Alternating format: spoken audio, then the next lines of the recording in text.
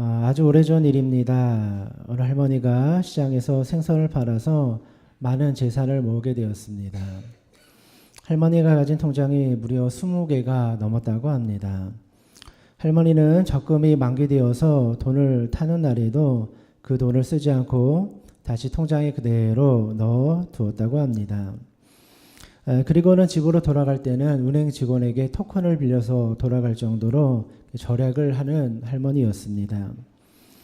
할머니는 항상 정해진 날짜에 은행에 방문하여서 은행 업무를 보았습니다. 그런데 할머니가 은행에 와야 될 날짜가 되었는데 오지 않는 겁니다. 은행 직원은 이상하다 생각이 되어서 할머니 집을 방문해 보았습니다. 그랬더니 할머니가 그만 허름한 집에서 홀로 죽어 있는 겁니다. 할머니 혼자서 생활하다가 연탄가스가 새어나와서 그만 세상을 떠나게 된 거죠. 할머니가 죽은 다음에 그의 자식들이 찾아왔습니다. 자식들은 할머니의 유산을 놓고 서로 싸우기 시작을 하였다고 합니다. 경찰이 와서 할머니 통장을 찾았는데 그 통장 안에는 무려 2억 원이 넘는 돈이 들어 있었다고 합니다. 당시 2억 원이라는 돈은 지금보다 훨씬 가치 있는 큰 돈이었죠. 할머니는 통장에 2억 원이 넘는 돈이 있었지만 그 돈을 하나도 써보지 못하고 그만 세상을 떠나게 된 겁니다. 아무리 통장에 2억이 넘는 돈이 있어도 그 돈을 내가 쓰지 못하면 그 돈은 내 돈이 될 수 없는 겁니다. 오늘날 많은 그리스도인들이 이 할머니와 같은 믿음 생활을 하고 있습니다. 하나님께서 우리에게 믿음의 통장 안에 능력을 이렇게 채워주셨죠. 언제든지 인출해서 사용할 수 있는 겁니다. 그런데 통장 그냥 숨겨놓고 사용하지 않는 사람들이 너무나 많이 있는 거죠. 그리고 허름한 집에 살면서 그냥 비참하게 고생하며 살아가는 인생들 너무나 많이 있는 겁니다. 하나님께서 우리를 위해서 준비해 놓으신 통장, 그 통장의 내용이 무엇이겠습니까? 오늘 성경의 말씀을 보니까 하나님께서는 우리에게 성령의 능력을 약속으로 주셨다 이렇게 말씀하고 있습니다. 예수님께서 우리에게 성령 받으라 말씀하여 주었죠. 성령을 받으면 하나님의 능력이 나의 것이 되는 겁니다. 성령은 하나님의 영을 의미하는 것이죠. 그러니까 성령을 받았다, 성령님이 함께하여 주신다라는 것은 하나님께서 친히 우리와 함께하여 주신다라는 것을 의미하는 겁니다. 하나님께서 우리와 함께하여 주시면 하나님의 능력이 그대로 내 안에 들어오게 되는 거죠. 그러니까 성령님이 내 안에 들어와 주셨다라는 말씀은 하나님의 능력이 나의 것이 되었다. 하나님 안에 있는 모든 귀한 것들이 내 것이 되었다. 이런 의미를 가지고 있는 겁니다. 하나님이 주셨으면 잘 사용하고 활용해야 되는 것이죠. 예수님께서는 제자들에게도 말씀하여 주었습니다. 약속하신 성령을 기다리고 성령의 충만함을 받아라. 제자들은 예수님의 명령대로 마가의 다락방에 모여서 열심히 성령 받기를 위해서 기도하죠. 그때 놀라운 역사가 나타나게 됩니다. 땅이 진동하고 성령의 충만함이 제자들 가운데 임하게 되죠. 기도하다 보니까 방언이 터져 나옵니다. 하나님의 나라의 언어가 나오기 시작합니다. 또 말씀의 능력도 받았습니다. 성령의 충만함을 받았던 베드로는 나가서 복음을 전하니까 2,000명씩 회심하고 돌아오는 역사가 나타나게 됩니다. 우리가 주님을 위해서 일하기 위해서 성령의 충만함을 받아야 됩니다. 성령 받고 충만함 받아야지 주님의 사명 감당할 수 있는 겁니다.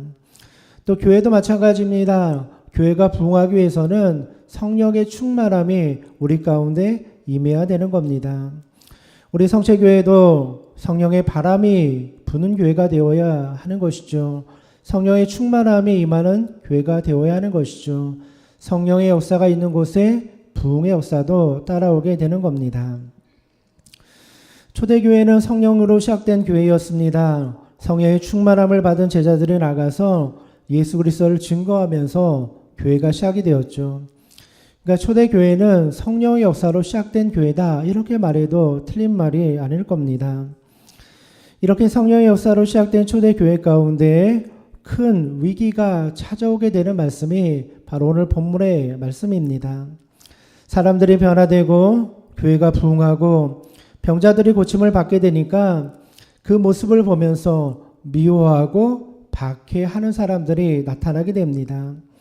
바로 예수님을 십자가에 못 박았던 대제사장들, 바리새인들과 같은 사람들이 주님의 제자들을 박해하고 방해하기 시작하는 거죠.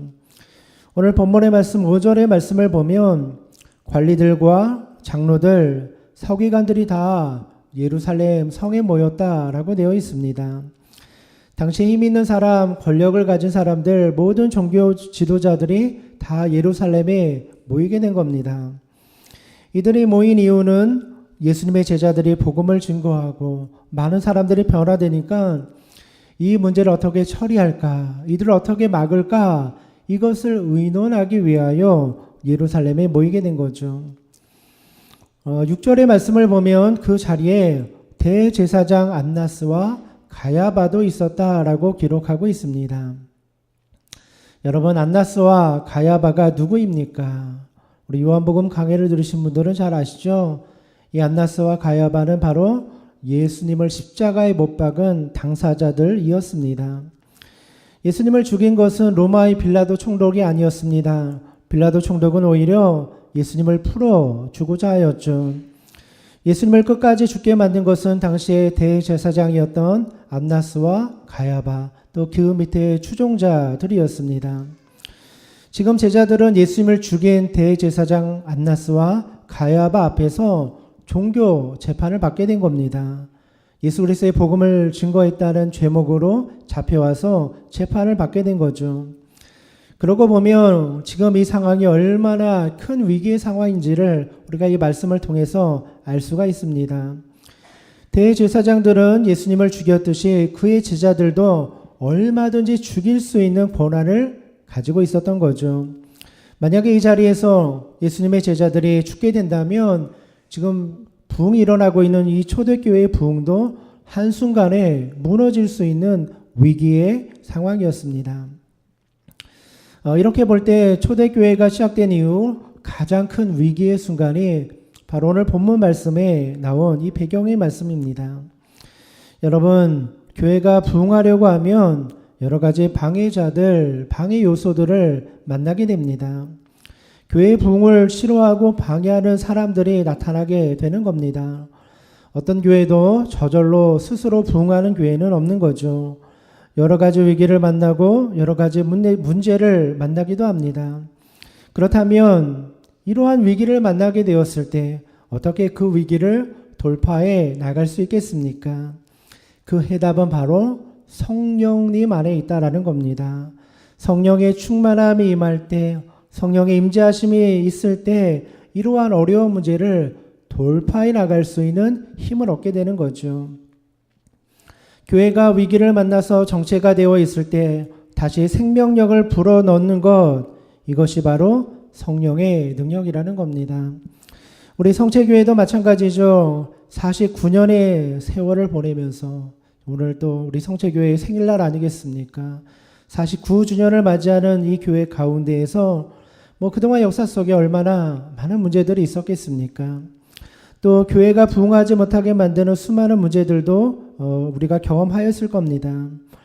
이러한 정체 속에서 어떻게 교회가 다시 부흥의 역사를 이뤄갈 수 있을까? 우리가 한번 고민해 봐야 되는 거죠. 이게 절대로 사람의 힘으로는 되지 않는다는 겁니다.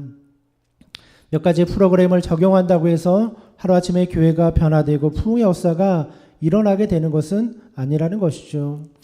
교회가 정체되어 있고 교회의 부흥이 멈추었을 때 이것을 돌파할 수 있는 능력은 오직 성령 안에 있다라는 겁니다. 초대교회가 성령으로 시작되었고 또 위기의 순간에 성령으로 그 모든 위기를 이겨나갔듯이 우리 성체교회 가운데에도 성령의 기름 부으심, 성령의 바람이 임할 때 교회가 새롭게 되는 역사가 나타나게 되는 거죠. 특별히 우리 49주년 이 기념주일을 맞이하면서 우리가 이러한 기도의 제목을 가져야죠. 하나님, 우리 교회 가운데 다시 한번 성령의 바람이 불게 하여 주시옵소서. 사람이 변화시킬 수 없는 거 하나님이 하실 수 있습니다. 성령님이 하실 수 있습니다. 이 고백과 기도가 있어야 하는 것이죠. 대제사장은 제자들에게 신문을 시작합니다. 7절의 말씀을 보면 이렇게 질문을 합니다. 사도들을 가운데 세우고 묻되 너희가 무슨 권세와 누구의 이름으로 이 일을 행하느냐? 왜 복음 전하고 왜 예수님 증거하느냐? 신문을 하는 것이죠. 이 질문에 대하여 만약에 제자들이 잘못 대답하면 한순간에 죽임을 당할 수도 있는 상황 속에 놓여 있는 겁니다. 대답하기 난감한 상황이죠. 아마 제자들의 마음속에 갈등도 있었을 겁니다. 그런데 그때 베드로가 나서서 이렇게 대답을 합니다. 8절의 말씀입니다. 이에 베드로가 성령이 충만하여 이르되 백성의 관리들과 장로들아 라고 대답을 합니다. 8절의 말씀을 보면서 저는 중요한 구절 하나를 발견하게 되었습니다. 베드로가 대답하였는데 어떻게 대답했습니까? 성령이 충만하여 대답하였다. 이렇게 성경은 기록하고 있습니다.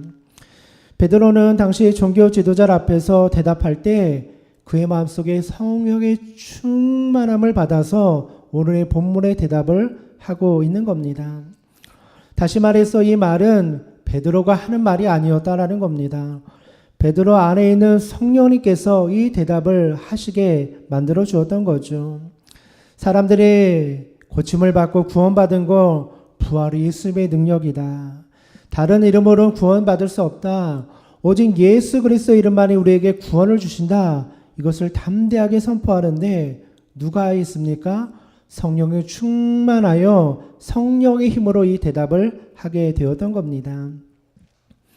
본래 베드로가 어떤 사람이었습니까? 얼마 전까지만 해도 예수님의 십자가에서 예수님이 죽으실 때 두려워서 3번이나 부인하였던 사람이 베드로였습니다.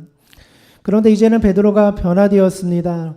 자신을 죽일 수 있는 대제사장, 예수님도 죽인 그 대제사장 앞에서 담대하게 예수 그리스도의 복음을 증거하고 있는 겁니다. 무엇이 베드로의 인생을 변화시켰습니까? 성령님께서 베드로의 인생을 변화시켜 주었던 겁니다. 성령의 충만함을 받으니까 담대하게 복음을 증거할 수 있는 힘과 능력이 베드로 가운데 부어지게 되었던 거죠. 오늘 우리들도 인생의 문제를 만날 때가 있습니다. 어떻게 인생의 문제를 풀어갈 수 있습니까? 성령의 역사가 필요한 겁니다. 교회도 마찬가지고 여러분의 가정도 마찬가지고 답답한 인생의 문제를 만났을 때 어떻게 그 문제를 돌파하고 이겨나갈 수 있겠습니까? 성령의 충만함을 받을 때 위기를 돌파할 수 있는 능력이 나에게 주어지는 겁니다. 내 지혜로 하는 것이 아니라 내 말로 하는 것이 아니라 성령님께서 주시는 말로 선포하고 나아갈 때 담대한 능력이 임하게 되는 거죠. 제가 매년 반복해서 읽는 책들이 있습니다.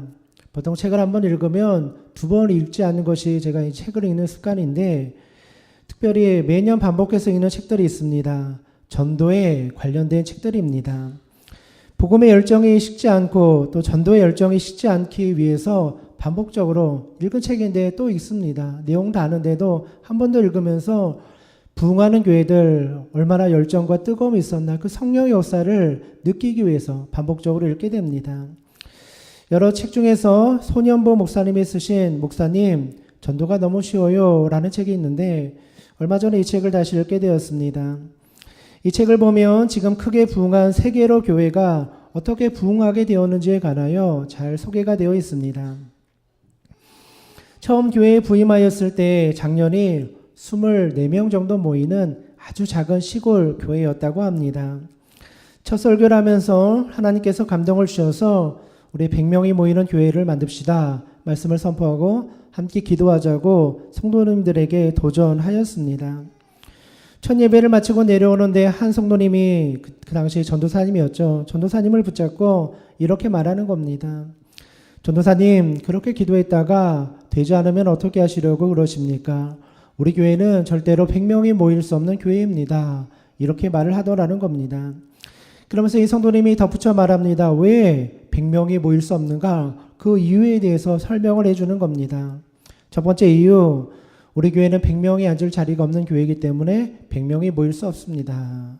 두 번째 이유, 제가 그래도 우리 마을의 유지인데 아들 녀석이 결혼할 때 온 동네 사람들이 다 참석을 했는데 100명이 되지 않았습니다. 그런데 어떻게 우리 교회 예수 믿는 사람이 100명이 모이겠습니까? 절대로 안 됩니다. 이렇게 말을 하는 겁니다. 나름대로 자신의 경험을 가지고 절대로 100명이 모일 수 없다고 그렇게 설명을 하는 거죠. 첫날 부임하고 설교를 하자마자 처음 듣는 이야기가 뭡니까?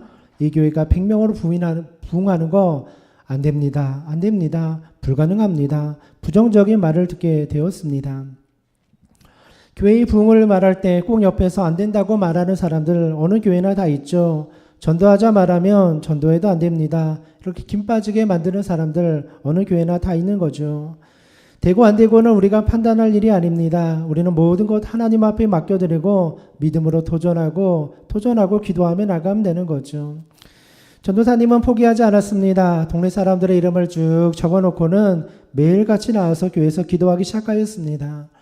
한 달 정도 전도사님이 열심히 기도하다 보니까 마지못해서 돕겠다 나오는 성도님들이 생겨나게 되었습니다. 나이 많은 할머니 집사님 2분이 나와서 전도사님 저희도 전도를 돕겠습니다 말하는 거죠. 그런데 막상 이 할머니 집사님 2분과 전도를 나가보니까 전혀 도움이 되지 않는 겁니다. 전도 대상자 집 앞에 서면 한 할머니가 말하는 겁니다. 전도사님 이 집은 절대로 안 믿을 겁니다. 절대로 교회 안 나올 겁니다. 동네 사람들이니까 잘 아는 거죠. 이 사람의 성향을 잘 아니까 이 사람 절대로 교회 나오지 않을 겁니다. 단정 지어버리는 겁니다. 그리고 이 집이 예수님을 믿지 않을 이유에 대해서 첫째, 둘째, 셋째, 넷째 잘 설명해주고 브리핑을 하는 겁니다. 전도 나갔던 전도사님의 마음이 얼마나 낙심이 되겠습니까? 믿음을 가지고 나가서 전도해도 사람이 변화될까 말까 하는데 문을 두드리기 전부터 이 집은 예수님 못 믿습니다. 이렇게 말을 해버리는 겁니다. 사람의 마음이 쉽게 변화되지 않는 거죠. 당시 교회가 김해 평야 끝자락에 위치하고 있었는데 주변 지역이 다 그린벨트로 묶여 있어서 반경 4km에는 사람이 별로 살지 않았다고 합니다. 그러다 보니까 이 전도 대상자를 찾기가 어려웠습니다. 그래서 전도사님은 차를 타고 부산까지 가서 부산 초입에 있는 마을에 가서 전도를 하고자 하였습니다. 차를 타고 가는데 뒤에 앉아있는 2 할머니 집사님들이 앉아서 이렇게 이야기를 하더라는 겁니다. 우리 동네 사람들도 다 믿지 않는데 부산 사람들이 믿으러 우리 교회까지 오겠냐. 옆에 또 할머니가 말하는 거죠. 절대로 안 온다. 네 같으면 오겠나. 안 온다. 이렇게 둘이 앉아서 이야기를 하고 있는 겁니다. 전도사님이 전도하려고 차를 몰고 가는데 이러한 이야기를 들으니까 얼마나 마음이 낙심이 되겠습니까? 전도사님은 부정적인 말만 하는 집사님들을 보고는 너무나 화가 나서 길가에 차를 세우고는 2 집사님을 내리라고 하였다고 합니다. 돈도 없고 교회로 가는 차도 없는데 길가에 2 할머니를 내려놓고 혼자서 전도하러 가신 겁니다. 너무한 일이죠. 얼마나 상처가 되었겠습니까? 그런데 이 사건 이후로 교회 안에 변화가 일어나기 시작했다고 합니다. 다시는 안 된다, 못한다 라는 말하는 성도들이 하나도 없게 되었다고 합니다. 그 이후에 교회 가운데 놀라운 변화가 일어나기 시작했습니다. 한두 명씩 교회를 찾아오게 되었고 교회가 조금씩 부흥하기 시작했습니다. 첫 예배 때 28명이 모여서 예배드렸던 조그만 시골 교회가 3개월 만에 100명이 모여서 예배드리는 교회로 변화되었던 거죠. 안 된다고 말하는 부정적인 말들이 사라지기 시작하니까 교회의 부흥의 역사가 일어나기 시작하였다라는 겁니다. 오늘날 교회의 부흥을 맡고 있는 가장 큰 적이 무엇이겠습니까? 안 됩니다. 안 됩니다. 말하는 부정적인 말이라는 겁니다. 이러한 부정적인 말들이 사라지지 않는다면 교회는 절대로 변화될 수도 없고 부흥의 역사를 이루어갈 수도 없는 것이죠. 교회가 정체되어 있고 부흥이 멈춰 있을 때 무엇이 필요하겠습니까? 내 생각은 안 된다 생각이 되어도 성령님의 마음을 품어야 되는 거죠. 성령의 충만함을 받은 사람이라면 그 말과 언어가 바뀌게 되는 겁니다. 내 생각에는 안 될 것 같아도 하나님께서 하시면 되겠지. 믿음의 언어로 변화되는 것이죠.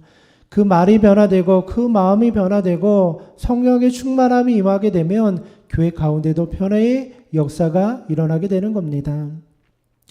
우리들의 모습도 한번 돌아보았으면 좋겠습니다. 49년의 역사를 이어가면서 우리가 정말 성령의 역사를 이루는 교회였는가? 성령의 충만함이 있는 교회였는가? 초대교회처럼 정말 변화의 역사가 일어나며 빛과 소금의 역할을 감당하는 교회였는가? 한번 돌아보고 점검해 볼 필요가 있는 거죠. 혹시 우리들도 앉아서 안 돼. 49년 동안 안 됐는데 뭐 금년이라고 되겠어. 이런 부정적인 마음, 안 된다는 마음을 갖지는 않았는가? 한번 돌아보아야 되는 것이죠. 하나님의 역사라는 건 오늘도 동일하게 역사하시는 거죠. 하나님의 능력이라는 것이 사라진 것이 아니라는 겁니다. 단지 하나님을 바라보는 우리들의 믿음이 사라져 버린 거죠. 성도들의 마음속에 하나님을 믿지 못하니까, 성령의 충만함이 없으니까 기대감도 사라지게 되는 것이고 교회는 정체되는 거죠. 서울 시내 안에서 부흥하는 교회 별로 없다고 말합니다. 그렇다고 해서 우리 교회도 부흥하지 못하는 것은 아니라는 거죠. 지금도 부흥하는 교회들은 있습니다. 소수의 교회들이 지금도 부흥하고 변화의 역사를 이끌어가는 교회들이 있다라는 거죠. 그렇다면 우리도 소망을 품을 수 있는 믿음이 있어야죠. 하나님, 우리가 49주년 생일을 맞이했습니다. 하나님, 우리가 다시 한번 성령으로 충만함을 받게 하여 주시고 변화의 역사를 이루어가게 하여 주시옵소서. 사람의 힘으로 해보니까 안 됩니다. 성령의 역사가 필요합니다. 성령의 바람이 불게 하여 주시고 성령의 충만함을 받게 하여 주시옵소서. 이렇게 기도할 수 있는 믿음이 우리 가운데 있어야 하는 것이죠. 베드로가 뭐라고 말합니까? 오늘 12절의 말씀을 보니까 다른 이로서는 구원을 받을 수 없나니 천하 사람 중에 구원을 받을 만한 다른 이름을 우리에게 주신 일이 없음이라 하였더라. 얼마나 담대한 고백입니까? 지금 죽을 수도 있는 상황 가운데 담대하게 예수 그리스도의 복음을 증거합니다. 누가 변화시켰습니까? 성령님이 베드로를 변화시켜 주었던 겁니다. 이 모습이 어찌 3번이나 예수님을 부인하였던 베드로의 모습이겠습니까? 성령의 충만함을 받으니까 베드로가 새 사람이 되어버린 겁니다. 세상이 감당하지 못하는 사람이 되어버린 거죠. 베드로가 성령의 충만함을 받고 대제사장 앞에서 담대하게 선포하니까 놀라운 변화의 역사가 일어납니다. 베드로와 많은 제자들을 단번에 죽일 수도 있었던 대제사장들의 마음이 변화되기 시작합니다. 오늘 13절의 말씀인데요. 이렇게 기록합니다. 그들이 베드로와 요한이 담대하게 말함을 보고 그들을 본래 학문 없는 범인으로 알았다가 이상히 여기며 또 전에 예수와 함께 있던 줄도 알고, 오늘 13절의 말씀을 보니까 베드로와 요한을 신문하던 대제사장들이 깜짝 놀라게 된 겁니다. 제자들을 보면서 그들이 본래 학문 없는 범인으로 알았더니 이상하다, 이렇게 여겼다라는 겁니다. 베드로는 물고기를 잡는 어부였죠. 그러니 성경에 대해서 공부를 할 수 있었겠습니까? 말을 잘하는 수사학에 대해서 공부를 할 수 있었겠습니까? 대제사장들이 보았을 때 베드로는 학문이 없는 평범한 사람, 법정 앞에서 자기 변론을 할 수 없는 사람, 이렇게 여겼던 거죠. 그런데 그 대답을 들어보니까 너무나 담대하고 너무나 확신에 차서 말을 하는 겁니다. 어떻게 평범한 베드로가 능력 있는 말씀을 선포할 수 있었을까? 성령님이 함께하여 주시니까 평범한 범인이었던 베드로가 놀라운 지혜의 말을 선포하게 되더라는 겁니다. 베드로가 담대하게 말하니까 분위기가 전환됩니다. 원래 대제사장들은 제자들을 결박하여서 그들을 죽이거나 감옥에 가두려고 회의를 소집하였던 거죠. 그런데 제자들의 말을 들어보니까 너무나 확신에 차서 예수 그리스도를 증거하는 겁니다. 당황하게 된 거죠. 뭐라 대답할지 모르게 된 겁니다. 할 말이 없어져 버린 겁니다. 그래서 대제사장들과 종교 지도자들이 당황을 하여서 작전 타임을 요구하게 됩니다. 오늘 읽지 않았지만 15절의 말씀을 보면 이렇게 기록하고 있죠. 명하여 공회에서 나가라 하고 서로 의논하여 이르되, 대제사장들과 종교 지도자들이 제자들을 내보내는 겁니다. 너희들 잠깐 나가 있어. 이 재판을 휴정하는 거죠. 작전 타임을 선언하는 겁니다. 그리고 이제 우리가 어떻게 저들을 처리해야 될까 의논하기 시작하더라는 겁니다. 말 그대로 작전 타임을 하고 있는 거죠. 여러분, 이게 스포츠 경기를 보다 보면 가끔 작전 타임을 요구할 때가 있습니다. 보통 누가 작전 타임을 요구합니까? 이기고 있는 팀이 아니라 지고 있는 팀, 분위기가 안 좋은 팀이 작전 타임을 요청하는 겁니다. 한참 이기고 분위기가 좋을 때는 작전 타임을 부르지 않습니다. 무엇인가 경기가 잘 풀리지 않으면 분위기를 반전시키기 위해서 작전 타임, 잠깐 쉬어갑시다, 이렇게 이야기를 하는 거죠. 지금 대제사장들과 이 서기관들, 종교 지도자들이 작전 타임을 요구하고 있습니다. 왜입니까? 기세가 꺾였다라는 거예요. 자신들이 할 말이 없다라는 거예요. 이 제자들을 이길 수 있는 방법을 찾지 못하였다라는 거예요. 그러니까 잠시만 작전 타임을 요구하고 있는 거죠. 여러분, 제자들 가운데 성령님께서 함께하여 주시니까 예수 그리스도를 십자가에 못 박았던 대제사장 앞에서 담대하게 선포하게 되었던 것이고, 담대하게 선포하고 나가니까 대제사장이 아무런 힘을 발휘하지 못하더라는 겁니다. 기세가 꺾여버린 거죠. 제자들의 능력이 아니라 성령님의 능력이라는 겁니다. 여러분, 교회도 마찬가지입니다. 중요한 것은 기세, 영적인 힘이라는 거예요. 내가 나가서 싸우는 게 아니라 내 안에 계신 성령님께서 내 안에 기세가 등등하게 만들어주시고 담대하게 만들어주시면 그 교회는 분위기가 전환이 되는 거예요. 전도라는 것도 사실 보면 기세인 것 같아요. 어느 교회에 성도들이 몰려가는가, 어느 교회가 부흥하는가 보면 기세가 좋은 교회가 부흥해요. 분위기가 좋은 교회가 부흥한다고요. 우리 교회는 할 수 있어. 막 기세가 등등해서 나가는 교회는 이상하게 부흥하고 하나님의 역사가 나타나게 됩니다. 기세가 중요한 거죠. 기세가 등등하면 사람들이 우리 교회를 보면서 기가 꺾이는 거예요. 야, 저 교회는 정말 하나님이 역사하는 교회인가 보다. 이 마음이, 이 두려움의 마음, 경외감이 생겨나게 되는 것이죠. 우리 성체교회 가운데 필요한 능력이 바로 이런 것 아니겠습니까? 성령이 우리와 함께하여 주셔서 성령의 기세가 우리와 함께하죠. 그래서 나가서 전도할 때에도 뭐 유창한 말이나 많은 지식이 필요한 게 아니에요. 기세가 필요한 거예요. 내 안에 성령의 충만함이 있어서 교회 나오세요 하면 그 말에 마음이 꺾이는 거예요. 야, 저 사람 말 들어야 되겠구나. 저 사람 말 안 들으면 나 큰일 나겠구나. 기세가 그 사람의 마음을 꺾어버리는 거예요. 여러분, 전도할 때 전도 잘 안 되죠? 왜 그렇습니까? 내 영적인 파워가 부족하기 때문이죠. 기도가 부족하고 성령 충만이 부족하니까 교회 좀 나오시오 하면 안 나가. 그러면 오히려 우리가 어떻게 됩니까? 기세가 꺾이는 거죠. 그래, 누가 우리 교회 같은 교회 나오겠어? 기세가 꺾이는 거예요. 그러니까 전도가 안 되는 거죠. 내 안에 담대함이 있어서 성령의 충만함이 있어서 당신 우리 교회 안 나오면 죽어. 당신 우리 교회 안 나오면 영원한 생명 못 누려. 그 기세가 있다면 전도가 자연적으로 되는 것이죠. 오늘 우리에게 필요한 것은 담대한 능력입니다. 제자들이 나아가서 담대하게 선포하니까 기세가 완전히 꺾이게 되죠. 오늘 16절의 말씀을 보면 대제사장들이 회의를 하고 나와서 이렇게 말합니다. 재밌습니다. 16절이죠. 이 사람들을 어떻게 할까 고민이 되는 거죠. 그들로 말미암아 유명한 표적 나타난 것이 예루살렘에 사는 모든 사람들에게 알려졌으니 우리도 부인할 수 없는지라. 16절 마지막에 뭐라고 말합니까? 우리도 부인할 수 없느니라. 이 제자들을 잡아서 감옥에 넣고 죽이려고 잡아놨는데 신문을 하다 보니까 어떻게 됐습니까? 기세가 완전히 꺾여서 이들의 말을 우리도 부인할 수 없다. 반대로 말하면 뭡니까?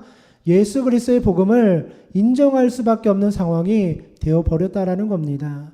성령의 역사심이 함께하여 주니까 예수님을 죽였던 대제사장들, 최고의 권력자들이 이 제자들 앞에서 다 꺾여지는 역사가 나타나게 되더라는 거죠.